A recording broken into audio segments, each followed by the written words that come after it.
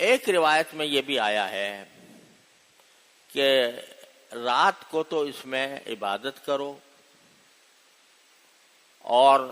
اگلے دن روزہ رکھو، مگر یہ روایت انتہا درجے کی ضعیف روایت ہے، تقریباً موضوع جیسی۔ اسی وجہ سے فقہائے کرام نے جو اپنی کتابوں میں نفلی روزوں کا ذکر کیا ہے کہ فلاں فلاں وقت میں نفلی روزے رکھنا چاہیے، جیسے عاشورہ کا دن ہے، عرفے کا دن ہے، وغیرہ وغیرہ، تو اس میں کہیں یہ 15 رمضان کے روزے کا کوئی ذکر فقہائے کرام نے بھی نہیں کیا۔ اس وجہ سے نہیں کیا، روایت تو ہے ابن ماجہ میں روایت، لیکن انتہا درجے کی ضعیف روایت، لہذا روزہ رکھنا اس خاص دن میں یہ کوئی سنت نہیں ہے۔ البتہ میں آپ سے پہلے بھی عرض کر چکا ہوں کہ شعبان کے مہینے میں نبی کریم سرورت عالم صلی اللہ علیہ وسلم روزے زیادہ رکھتے تھے عام مہینوں کے مقابلے میں، تو اب شعبان کے کسی بھی دن بھی آپ نے روزہ رکھ لیں تو وہ رسول کریم صلی اللہ علیہ وسلم کی اس سنت کے مطابق ہوگا۔ اور خاص طور پر ہر مہینے کی جو 13، 14، 15 جو تاریخ ہوتی ہے، اس کو ایام بیض کہا جاتا ہے، اس کے روزے بھی نبی کریم سرورت عالم صلی اللہ علیہ وسلم کی سنت ہے۔ آپ بکثرت ایام بیض کے روزے رکھا کرتے تھے،